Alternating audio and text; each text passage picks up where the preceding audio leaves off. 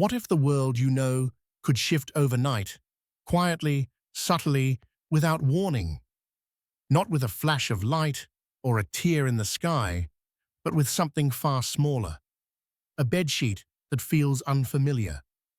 A wall painted the wrong color. A life that still looks like yours, but no longer fits. In the summer of 2008, a woman in Madrid woke with that feeling. Lina Garcia opened her eyes and immediately sensed it. Something in the air was out of place. Her bedroom was the same shape, the same light through the window, the same familiar silence of morning. And yet, the details were wrong. The room carried a version of itself she didn't recognize, like a familiar song played in a different key. The sheets felt different beneath her hands. The shade of the walls seemed altered. Objects sat where they shouldn't. At first, it was the kind of unease anyone might dismiss. Fatigue, stress, a restless night. But unease has a way of growing teeth. When Lina arrived at work, the shift became impossible to ignore. She was assigned to a department she did not remember joining. Her colleagues spoke casually, as if nothing were unusual. They greeted her with the comfort of routine. They referenced meetings, projects, months of collaboration. They showed her emails, files, documentation, a paper trail so complete it was almost cruel. According to every record, Lina had been living a professional life she had no memory of inhabiting. She stared at the screen, reading messages written in her name, responding in her voice, agreeing to decisions she never recalled making. It was like watching someone else wear her identity perfectly, and then her personal life began to unravel. The man she believed she'd been dating for 7 months did not exist. Not just absent, erased. No social media, no phone history, no mutual friends. When she spoke his name aloud, people looked at her with genuine confusion, as though she were describing a stranger from a dream. Even more unsettling, Lina discovered she was apparently with someone else, someone she recognized, someone she remembered leaving months earlier. He had photographs, text messages, evidence of anniversaries and shared moments that Lina could not feel inside her memory. He was hurt, bewildered, as if she had forgotten an entire world they built together. Lina did what any grounded person would do. She searched for explanations. She questioned herself. Was this a psychological break? A medical issue? A fracture in memory? But Lina was not someone prone to confusion. She kept journals, calendars, detailed records of her life. So she opened them and found her own handwriting describing events she did not remember living. Pages filled with ordinary life, work stress, weekend dinners, relationship reflections. The handwriting was hers. The ink was old. The words felt like they belonged to a stranger who had borrowed her body. Then she noticed something that made her breath catch. A scar. Or rather, the absence of one. On her shoulder, Lina had carried a small mark since childhood, the kind of physical memory the body never forgets. She lifted her shirt. The skin was smooth. No scar, no trace. She called her mother, voice trembling, and asked about the accident. Her mother paused, then said softly that no such accident had ever happened. Family photographs showed no injury. Medical records confirmed nothing. It was as if a small piece of Lina's history had been edited out of existence. And suddenly, the question was no longer about memory. It was about reality. Lina began documenting everything. Street names that felt wrong. Shops she remembered that had never existed. Buildings that seemed shifted, as if the city itself had been rearranged overnight. She searched the news for events she vividly recalled. Some were there. Others were missing entirely. A scandal she remembered reading about. Gone. A celebrity death she swore she'd mourned. Never happened. The world was mostly intact, but the seams were strange, like a photograph retouched too carefully. Lena posted online, and the response was immediate. Dozens of strangers reached out with stories that echoed hers, lives that had slipped sideways, memories that no longer matched the evidence around them. Psychologists found no delusion. Neurologists found nothing abnormal. Her mind was clear, and yet she lived inside a reality that did not align with the one she remembered. Lena Garcia still lives in Madrid. She works in the department she doesn't recall joining. She exists in a timeline that feels almost identical, except for the parts that are missing. And the question her life leaves behind is not a sensational one. It is quiet, human, haunting.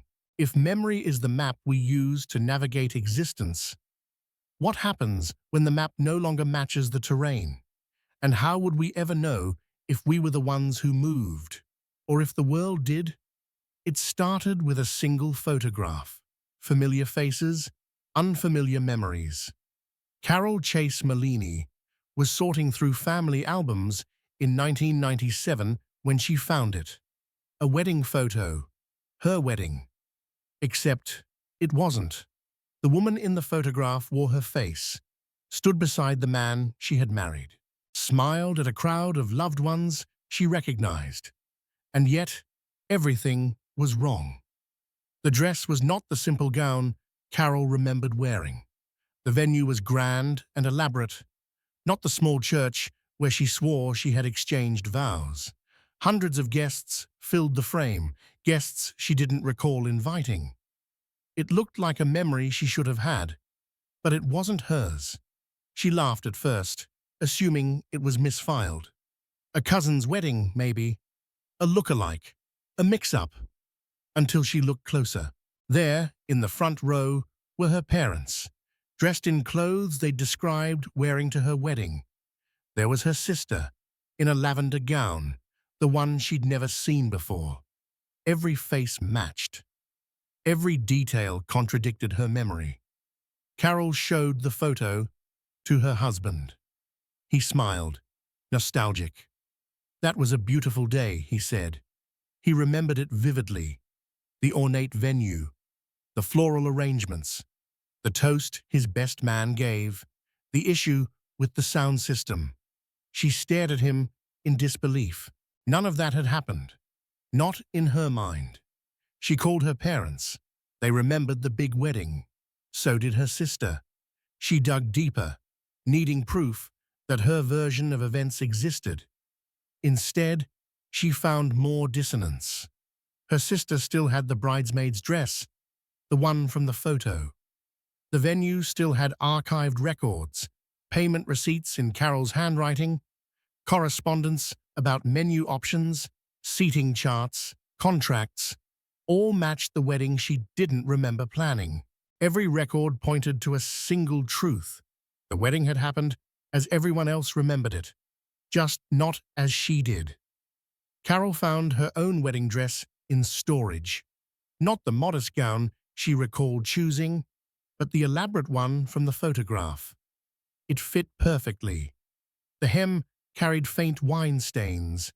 The lace at the sleeves had frayed slightly, worn from celebration. Its tags showed it was manufactured in 1986, the correct year. Even her wedding ring held a different story. The inscription inside wasn't what she remembered. Not the simple phrase she and her husband had agreed upon, but a more poetic engraving, something she couldn't imagine choosing. He swore it was what they'd picked together. Everything she checked confirmed the story everyone else believed. The guest book, the photos, the receipts.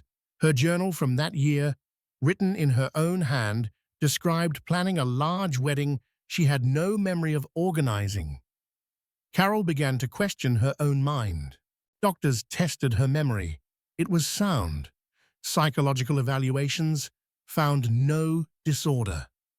Under hypnosis, she described her version of the wedding: the small church, the simple flowers, the intimate reception at a neighborhood restaurant. She named guests who hadn't been at the documented ceremony, described moments that never occurred, in a location that wasn't listed on any certificate. Her brain scans told a strange story. When she remembered the wedding she believed had happened, her neural activity matched patterns of genuine memory retrieval. When she was shown the photographs, her brain behaved as if it were learning something new, not recalling a past experience. 2 wedding days, 2 realities, one documented, one remembered. Carol lives with both now. She keeps the photos in an album, looks at them often. Her face is there. Her husband's smile is real. But the memory is missing, not hazy or blurred, absent, as though she'd stepped from one version of her life into another without crossing a visible line. And that line, the boundary between lived memory and recorded history, is thin. How many of our most certain memories exist only because we never thought to question them? And if we did, would we find ourselves staring at a photograph we never posed for, or a life that looks like ours but isn't? What if the wildest claim came not from the fringe, but from a man trained to argue facts? In 2004, a soft-spoken attorney named Andrew Basiago stepped forward with a story that defied everything a courtroom demands. He said he had traveled through time, not in theory, not in dreams, but physically, through a classified government project known as Project Pegasus. He was a child when it began, the late 1960s. He claimed DARPA had developed early time travel technology and selected gifted children for experimentation. Basiago was one of them. It sounded impossible until he started providing details, precise details. He described visiting Ford's Theater on the night of Lincoln's assassination multiple times. Each visit revealed small differences, as if he were stepping into parallel echoes of the same moment. He described the layout of the presidential box, the conversations he overheard, the smell of the room. Archivists later confirmed that some of his descriptions matched obscure witness accounts buried in dusty government records. He pointed to a photograph from the Gettysburg Address in 1863. A boy stood near the edge of the crowd. Basiago claimed it was him. The image was real, verified, unaltered. The boy's face matched a childhood photo of Basiago. Skeptics dismissed it. Coincidence. A look-alike. But then Basiago made a prediction. In 2004, Barack Obama was a little-known state senator. Basiago said he would become president. He didn't just guess. He said he'd met Obama during a Project Pegasus mission, that both had been part of the same program. 4 years later, Obama stood on a stage in Chicago and declared victory. Suddenly, Basiago's story seemed less easy to ignore. He spoke of Mars, describing its surface in ways that wouldn't be confirmed until rover imagery arrived years later. He detailed technologies, quantum entanglement, teleportation methods, temporal fields, using terminology that wasn't public knowledge when he first made his claims. Then came the journals, decades-old notebooks written in a child's hand, containing diagrams, names, events. Analysts examined the materials. The ink had aged appropriately. The paper matched 1970s stock. Nothing suggested forgery. The journals referenced scientific principles that hadn't been published until the 1990s, concepts he shouldn't have known. Basiago was no drifter chasing fame. He held degrees from UCLA, Cambridge, and Northwestern. He passed the bar, practiced law. And yet he told anyone who would listen that the US government had discovered time travel decades ago and used it. He wasn't trying to sell a book. He wasn't building a brand. He spoke like a witness giving testimony. Clear, measured, consistent. Still, the claims were too vast, too unbelievable. Critics demanded hard evidence. They pointed out the impossibility of verifying events that allegedly occurred behind closed doors, in black-budget programs buried beneath decades of secrecy. But then, a strange pattern emerged. As classified documents were slowly released through faux IA requests and archival discoveries, Basiago's statements, once dismissed, began to align with fragments of reality. Descriptions of experimental military programs, technological research kept quiet for decades, historical accounts that matched his supposed first-hand memories. Still, no smoking gun appeared, no time machine blueprint, no official confirmation. But the boy in the photograph at Gettysburg remains unexplained. The facial match, the anachronistic clothing, the fact that he appears exactly where Basiago said he'd stood. He continues to practice law in Washington state. He continues to talk. And every year, as our own science inches closer to what once seemed fantasy, quantum communication, parallel realities, retrocausality, the distance between his claims and our understanding narrows. Perhaps he is deluded. Perhaps he believes a story he invented long ago. Or perhaps he experienced something real, something that science can't yet name. The question is not whether we believe Andrew Basiago. The question is whether the future will one day catch up to his past. And if it does, what else might he have seen? In a hospital room in Geneva, a man slept for a year. Paul Amadeus Dienach, a teacher, quiet, introspective, had fallen into a coma in 1921 after a long battle with tuberculosis. Doctors kept vigil, family whispered prayers, and time drifted around his unmoving body. But inside, something was happening. When he awoke in 1922, he began to write. Not about his illness, not about recovery, but about another world, a future world. He claimed that while unconscious, his consciousness had drifted, dislodged somehow, and awakened in the body of a man named Andreas Northam. The year was 3906, and Dinah remembered everything. He described the experience not as a dream, but as inhabiting a life. He could speak the language, understand the customs, walk the cities. He lived for a time as someone else, in a world almost 2,000 years ahead of his own. The details were exhaustive. He wrote of a world rebuilt after catastrophe, ecological collapse, global conflict, a long age of scarcity and recovery. He documented social structures, the dissolution of nations, the rise of unified global systems, and the gradual transition toward a post-material society. He described technologies that didn't yet exist, devices that transmitted visual and auditory information across great distances, decades before television, portable communication tools before mobile phones, genetic therapies, artificial organs, before DNA's structure was even known. He wrote about energy harvested from the air, from the ambient environment, a concept that wouldn't enter mainstream scientific discussion until generations later. Dinach's diary filled hundreds of pages. He wrote by hand, obsessively, quietly, and without seeking attention, just documentation, testimony. He died in 1924, but not before passing his writings to a student, George Papachatsis, who would later recognize their eerie accuracy. At first, Papachatsis assumed it was fiction, an imaginative escape from illness. But over time, the diary's predictions began to come true.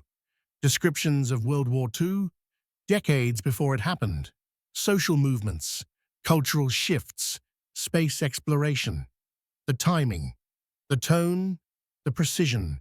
Historians and scientists who examined the diary found themselves unsettled, not because Dienach got everything right, he didn't, but because he got too much right, and because his descriptions often contained technical insights he should not have known. The diary described neural interfaces for learning, concepts that neuroscientists today are actively exploring.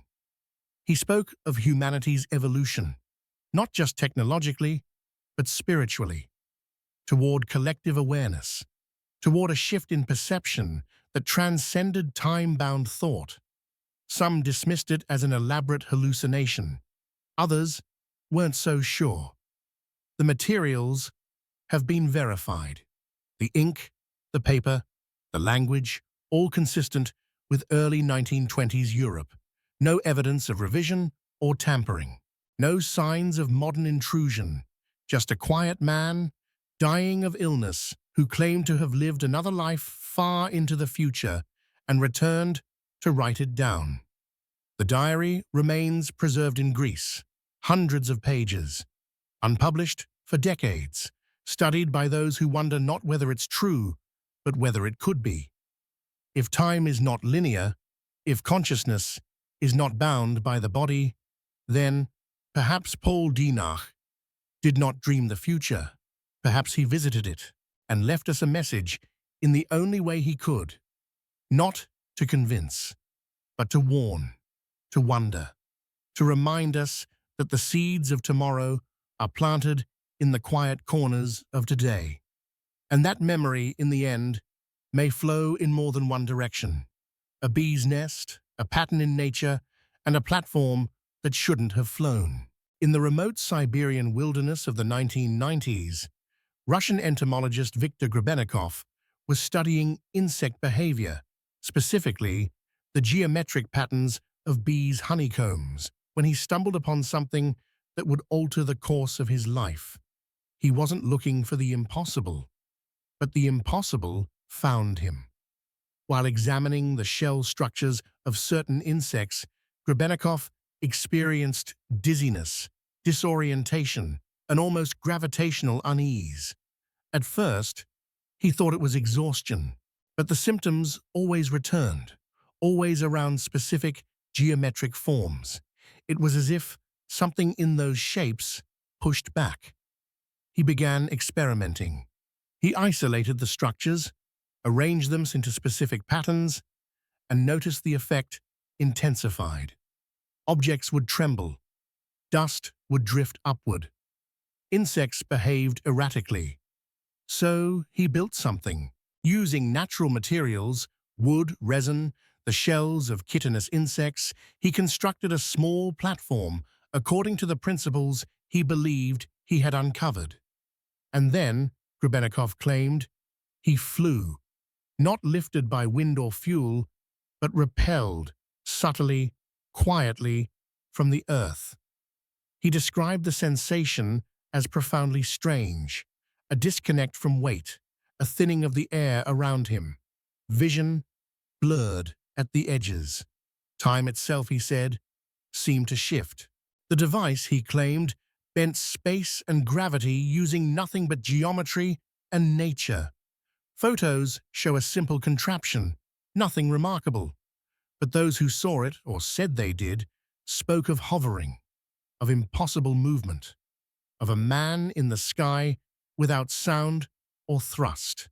He called it the cavity structural effect, and he warned that it was dangerous. Extended use brought headaches, confusion, memory loss. It seemed to interact with human consciousness in ways no one understood. During one flight, he claimed to land in a field that no longer matched his maps, crops where there had been none, buildings he'd never seen. When he lifted off again, the world returned to normal. He believed he had slipped, briefly, into another timeline. Grebennikov documented everything meticulously. He published a book called My World, filled with diagrams, journal entries, and photographs. He didn't claim to understand the full science behind the effect, only that it was real and it worked. He wasn't a fringe theorist. Grebennikov was a respected scientist, credited with discoveries in entomology, recognized by Soviet institutions, trusted by colleagues. Until this, after going public, he faced ridicule, silence, and eventually official interest. Government agents visited. His materials were seized. He grew quieter. When he died in 2001, many of his notes were missing. The platform was never recovered. Only his accounts, the photographs, and a handful of witnesses remained. But his story didn't fade. Modern researchers have explored similar ideas: geometry's role in energy fields, the structure of matter influencing local gravity. Fringe, yes, but not impossible. The question Grebennikov leaves behind isn't whether a platform built from insect shells can defy gravity, it's whether nature holds secrets we've overlooked, hidden in plain sight. That perhaps our obsession with complex machines has blinded us to simpler truths. That shape matters. That symmetry is power. That ancient forms, repeated across scales in nature, might tap into forces we do not yet understand. And if so, what else might we discover? Or rather, what have we already discovered and forgotten? It began with a man who didn't belong. In the summer of 1850, in the quiet village of Frankfurt under Oder, Germany, a stranger appeared, dressed oddly, speaking in languages no one recognized. Authorities were summoned. The man identified himself as Jofar Voron. He claimed to be from a country called Laxaria, in a region called Sakria, places that existed nowhere on any map. At first, officials suspected illness or fraud, but Voron's knowledge was deep, his behavior calm. He spoke fluently in two languages that defied classification. Neither matched any known linguistic family. Yet their grammar was structured, their vocabulary consistent. Not gibberish, not invention. Linguists studied him. His writings in both tongues showed the complexity of naturally evolved language. Idioms, irregularities, layered syntax. He was literate in systems no one else had ever seen. Geographers interviewed him. Voron drew maps, sketched coastlines, rivers, borders. They were unfamiliar, but logical. The geography made sense. Climate zones aligned. Elevations were consistent. His world wasn't chaotic, it was complete. He described his homeland's government, religion, and customs. He spoke of recent political unrest, religious reforms, a diplomatic dispute with a neighboring state. None of it matched known history, yet all of it held internal coherence. The officials were puzzled. He wasn't evasive. He answered questions plainly. When shown European maps, he was confused. Not just lost, but deeply unsettled. He pointed to blank spaces where cities should be. He insisted the continents them were shaped incorrectly. The world, he said, was wrong. He wasn't from here. Medical evaluations found him physically healthy, mentally sound. No signs of delusion, no records of any missing person matched his identity. He described technologies his world hadn't yet developed. Not impossibly futuristic, just different. A divergence in progress, a separate path. He wore clothes no one recognized. The materials were simple, but tailored in ways that defied European fashion. The dyes and stitching showed signs of production methods not used in any known industry. The case was documented extensively. German authorities transcribed his speech, preserved samples of his writing, archived interviews. Then he vanished from history. Some say he was quietly released, left to wander. Others suggest he died in custody. But the records remained, archived in libraries, studied later by scholars who confirmed the linguistic anomalies, the detailed maps, the authenticity of the 19th century documents. No modern hoax, no retroactive invention. Just a man who, for a brief moment, crossed into a world that wasn't his. Today, his case is nearly forgotten, eclipsed by louder tales, drowned in a sea of modern misinformation. But in the quiet stacks of old archives, his voice still whispers, and his story leaves us with a possibility that is neither sensational nor impossible, that there may be more than one version of Earth, not in distant galaxies, but layered beside us, separated not by distance, but by vibration, by frequency, by chance. And every now and then, something slips, not with fanfare, not with thunder, just a man standing alone on a road, speaking a language no one knows, remembering a country no one else has seen, and asking with quiet desperation, "Where did my world go?" He came from nowhere and made millions overnight. In January 2003, a man named Andrew Carlson was arrested by the FBI for securities fraud. His crime?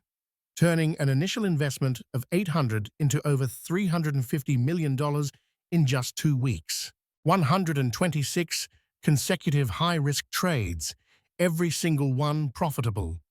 The odds of that kind of success? Statistically impossible. The Securities and Exchange Commission assumed insider trading.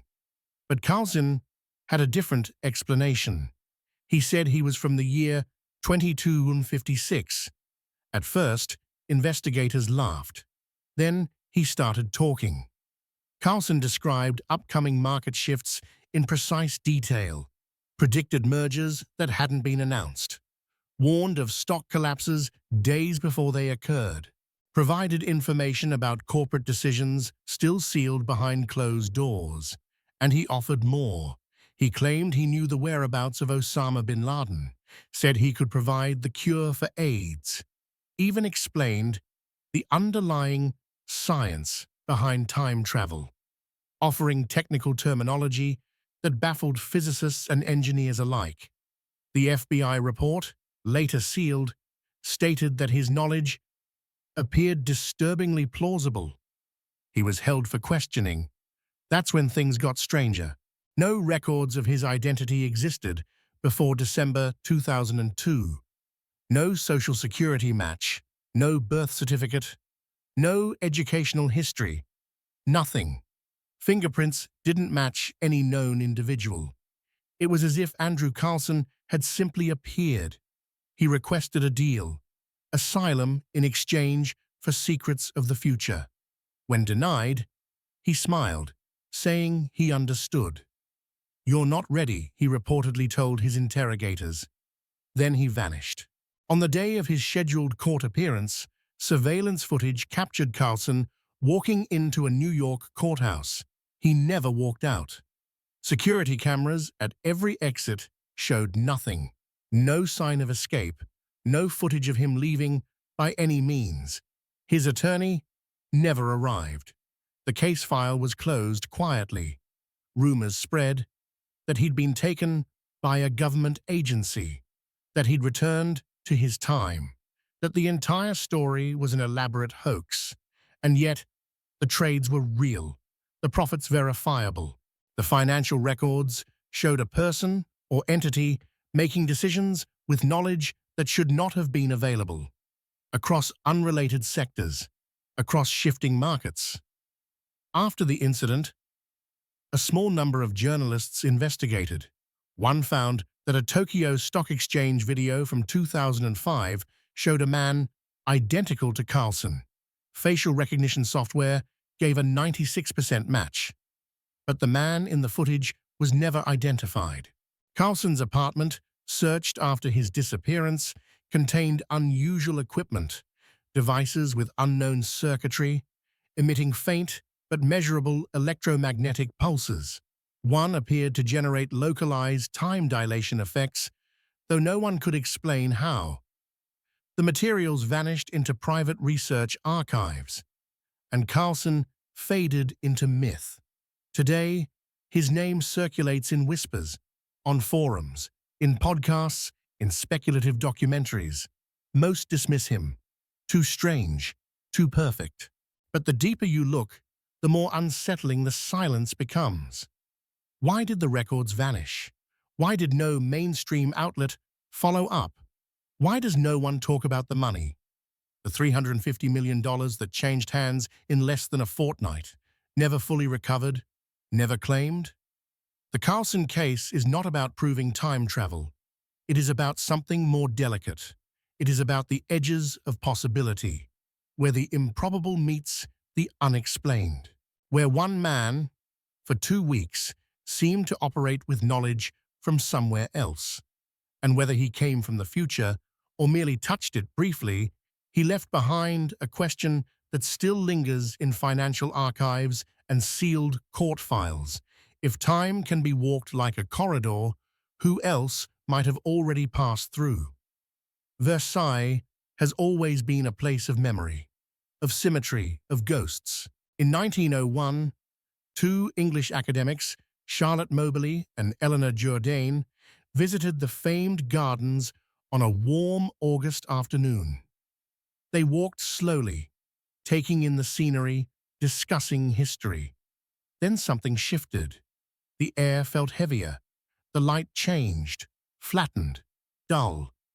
They noticed people in unfamiliar clothing, powdered wigs, silk breeches, long gowns. A woman sketching beneath a tree. A man with a dark expression. Faces that didn't meet their gaze. Movements that felt too still. It was as if the world around them had blurred into another century. They left Versailles disturbed, unable to explain what they'd seen. Days later, they wrote separate accounts. To their surprise, the details matched. They believed they had seen the past, not in imagination, but as a living moment. A time slip. Skeptics called it fancy, hallucination, the product of heat and suggestion. But they returned, multiple times. In 1904, Jourdain visited again, this time with a notebook. She mapped the gardens as she saw them. Structures, tree placements, statues. Features that didn't exist in 1904 Versailles. Later, archival discoveries revealed that some of the buildings she'd drawn had existed in the 18th century, but were removed long before her visit. She couldn't have known. In 1908, Moberly brought a camera. During another experience, the camera jammed, but she managed to take photos just afterward. When developed, the images showed features of the gardens that had been demolished over a century earlier. Fountains, pathways, topiaries placed exactly as estate records from 1789 described. They saw the woman again. Marie Antoinette, they believed, sketching, always sketching. In the same location, under the same tree. Her figure appeared in their drawings, their memories, their reports. And then, the most chilling detail, a diary entry found in the Queen's own writings, discovered in 1908, described her sketching in that precise spot. On the same August day, the women claimed to have seen her. As the years passed, their accounts only deepened. More visits, more details. They documented everything with scholarly precision, publishing their findings in a book titled An Adventure. Critics scoffed, but the corroborating evidence lingered. Uniforms described before records surfaced, structures mapped before blueprints were found. In 1913, Jourdain reported one last experience. She encountered guards in military dress. She sketched their uniforms. Years later, donated documents revealed those insignias belonged to the Versailles Guard of 1789. Details no history book at the time included. The women came to believe that Versailles held a kind of imprint, an echo of time, that under certain conditions one could step into it, not through magic, but through memory encoded in place. A theory some physicists today entertain in different language. Time as a landscape, events layered like sediment, occasionally disturbed. In the end, the Moberly Jourdain experiences ask us to reconsider what time really is. Not a river, but a field. And some places, whether through architecture, emotion, or sheer repetition, become thin, where the past is not gone, just quieter, waiting. And if you walk slowly enough and listen closely enough, you might find yourself not remembering history, but entering it. A man in a bowler hat stepped into Times Square and into legend. It was June 1950, a quiet evening in New York. The crowd flowed as always, cabs, suits, laughter. Then the man appeared. Witnesses said he looked confused, disoriented, his clothing outdated, waistcoat, tall collar, stiff hat. He gazed up at the neon signs as if he'd never seen electric light. He wandered into the street. A car struck him. Police arrived. He had no identification, just old coins from the 1870s. A letter addressed to a Rudolph Fentz at a Fifth Avenue residence long since replaced. A business card from a livery stable. A receipt for horse care. Everything about him was anachronistic. The NYPD began an investigation. They checked archives. A missing persons report from 1876 described a Rudolph Fentz who had disappeared during an evening walk. The photo the family had kept matched the man now lying in the morgue. He hadn't aged a day. Fingerprints matched no one. His clothing was real. Fabric analysis showed it was 19th century manufacture. The letter, tested later, contained ink and paper chemically consistent with the 1870s. He carried no modern items, no wallet, no keys, no explanation. The case was quietly shelved, then lost, but whispers remained. Years later, retired officers spoke of photographs that had once been in the file, close-ups of the letter, the coins, the copper token for free beer from a tavern closed before 1880. A few even remembered the letter's contents, mundane, personal, dated the same day he disappeared, June 11th, 1876. They said the file disappeared during a records consolidation in the 1970s. The man had no scars, no signs of trauma beyond the accident. His shoes bore dirt from an era long paved over. He was buried anonymously, but the mystery endured. Some say it's a myth, an urban legend that began in pulp magazines and took on a life of its own. But the details, when traced, appear in credible places. Archival mentions, eyewitness reports, a blurry line between fact and folklore. The more you chase it, the more it evades you. And yet, something unsettling remains. This was not a man who time forgot. This was a man time misplaced, dropped, momentarily visible before the current resumed. What if time is not unbroken? What if it has seams? And what if, on rare occasion, a thread from the past slips through, unnoticed by the loom, until it lands in the present?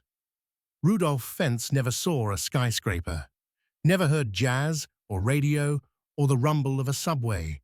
And then, in one instant, he saw it all and was gone, leaving behind not answers but artifacts and a single question. What if some disappearances are not endings, but crossings? They were sailors once, then something else entirely. In 1943, the USS Eldridge was part of a naval experiment shrouded in secrecy. Officially, it was about radar invisibility. Unofficially, something stranger. They called it the Philadelphia Experiment. Witnesses claimed the ship vanished from the Philadelphia Naval Yard, reappearing minutes later in Norfolk, 200 miles away, then vanishing again. When it returned, the stories grew darker. Sailors embedded in metal, driven mad, aged prematurely. The Navy denied it all, but the sailors carried the truth. One of them, Chief Petty Officer Michael Davidson, kept a journal. Years after the war, he wrote of moments when time bent, of walking across a deck and finding himself in a different year, a different world. His entries, verified as authentic by document experts, describe cities he couldn't have visited, technologies not yet built, and conversations with people who did not yet exist. In 1967, Davidson described meeting an older version of himself. They spoke on a park bench. The older man warned him of an event to come.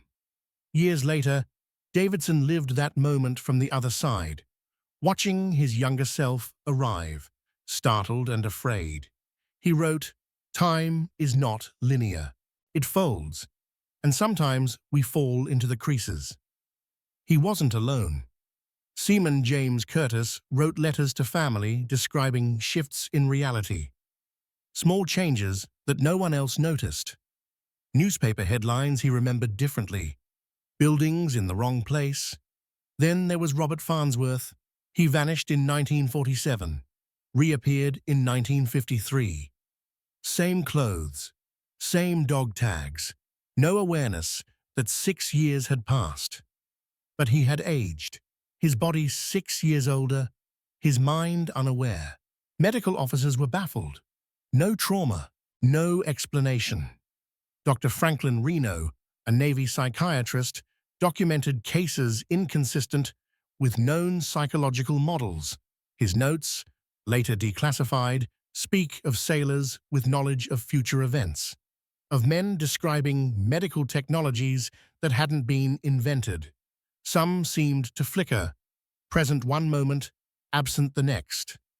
One sailor was reported missing for 12 hours, then found sleeping in his bunk, unaware he'd been gone. Others described sensations of detachment, time speeding up, slowing down, moments repeating. After their service, many suffered from seizures, hallucinations, but scans showed nothing. Their minds were intact except for time, and time, it seemed, no longer belonged to them. The Navy closed the file, called it rumor, denied the experiment ever happened, but the stories passed from sailor to sailor. Whispers of light that bent wrong, of men who stepped outside of time and could never quite return. Davidson's journal ends with a final trembling line, "I don't know what year it is anymore." The USS Eldridge was sold to Greece in 1951, stripped, renamed, forgotten. But her crew, some say they still walk among us, men out of sync, men whose watches never keep time. And what if they are not anomalies? What if they are warnings? Reminders that the boundary between now and then is thinner than steel. And sometimes, when we push too far, the ocean doesn't give us back what we send into it. It returns something else entirely, something unstuck, something echoing. Sailors who went looking for invisibility and found eternity instead. It was supposed to be a coma, nothing more. In 1921, Paul Amadeus Dienach lay motionless in a Zurich hospital, his body ravaged by illness, his mind silent. For 1 year, he did not move, but he later claimed he had lived. Not metaphorically, literally. When he awoke, he began writing a diary, a record of an experience so vivid, so elaborate, that it could not be dismissed as a dream. He said his consciousness had traveled forward to the year 1606, into the body of a man named Andreas Northam. He lived as him, felt his thoughts, walked his cities, learned his history, It wasn't a flash of imagery or a fevered hallucination. It was a life fully experienced, and he remembered it all. He described the world of the fourth millennium in meticulous detail, its social structures, political systems, and technology. He wrote of the long collapse, wars, ecological ruin, the dissolution of nation-states, then a slow, collective rebirth, a unified global civilization emerging not from conquest but necessity. He saw devices that transferred knowledge directly into the mind. He spoke of space colonization, not as ambition, but as memory. He described environmental restoration, the end of money, the merging of human thought into shared consciousness. It was science fiction before science fiction had the words, and yet much of it now feels eerily plausible. Dinah died in 1924, but his writings, passed to a former student, were preserved, translated, studied. As decades passed, details from his visions began to mirror real events, not just broadly, but specifically. He described the Second World War before it happened, predicted technologies not yet imagined, outlined philosophical movements that would rise a century later. The diary is vast, hundreds of pages, preserved in Greek archives. The handwriting has been authenticated, the materials dated. It is not a modern creation, and the consistency, the clarity, is not the product of a fractured mind.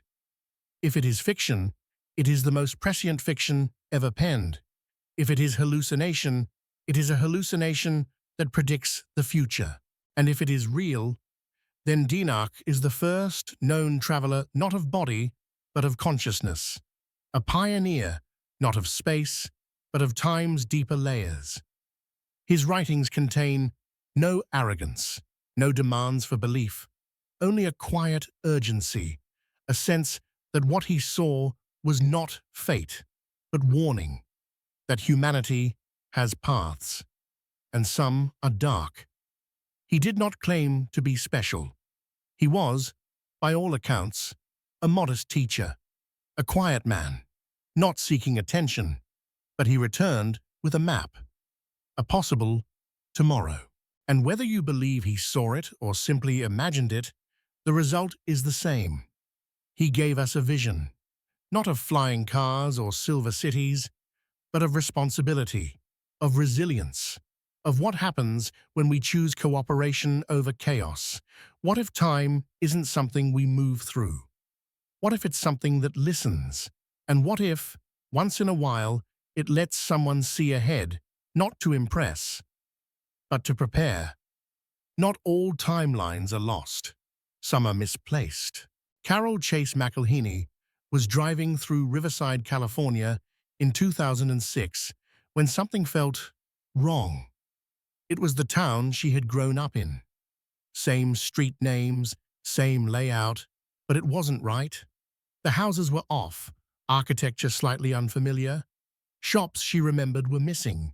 Streets ended in places they shouldn't. The cemetery where her grandparents were buried wasn't there. Just a chain-link fence, an overgrown brush. She turned around, left, shaken. Years later, she returned. Everything was normal again. The cemetery stood where it always had. The landmarks matched her memory. So what had she seen? A glitch in memory? Or a glimpse into a neighboring version of reality? Carol wasn't alone. Online, others began to share similar stories of driving through hometowns that didn't feel quite like home, of childhood bedrooms repainted in colors no one remembered choosing, of loved ones recalling events that never happened. And always the same refrain. It felt real. Among them was a man who remembered a television show from his youth, syndicated widely with a catchy jingle, popular among kids. No record of it exists, not in broadcast logs, not in archives, not in public memory, except for others, scattered across states, even countries, who also remember it. The characters, the lyrics, the strange, sudden way it vanished from their lives. When they described it, their memories aligned in eerie detail, but the show never aired. The production company never existed. Collective false memory? Or something else? Then came the photos. Snapshots found in attics or junk stores showing people who don't exist. Events that never happened. One woman swore she found a childhood picture of herself with a friend she could name, describe, recall, and whom no one else in her life remembered. The back of the photo bore a date, a location. The ink faded, the paper old, yet no trace of the friend could be found. No birth certificate, no family, nothing, as if the person had been edited out. Reality, most believe, is fixed. Concrete, a line we walk from birth to death. But what if it isn't? What if it's more like a braid? Strands of possibility woven together, occasionally fraying. And in those moments, through grief, nostalgia, distraction, or even stillness, we slip sideways. Just long enough to notice, just long enough to carry back a souvenir, a memory that no longer fits. The term Mandela effect was coined to describe these shared false memories, so named because thousands of people remembered Nelson Mandela dying in prison in the 1980s, despite his later presidency. Skeptics point to faulty memory, to the brain's desire for pattern. And often, they're right. But what if, buried within those errors, are echoes of alternate versions of events? Moments from branches we no longer walk? The odd memory, the vanished landmark, the unfamiliar street in a familiar town. None of it proves anything. But all of it asks something. How stable is the story we tell ourselves? And if we are living in just one version of a larger possibility, what might we remember if we ever so slightly slipped? In 1997, a photograph surfaced, one that shouldn't exist. It was a simple wedding photo. A bride, a groom, a moment frozen in time. The bride was Carol Malini. The problem? She didn't remember that wedding. She remembered marrying her husband, yes, but in a small church with close friends. Modest flowers. A quiet dinner afterward. This photo showed something else. A grand venue. Hundreds of guests.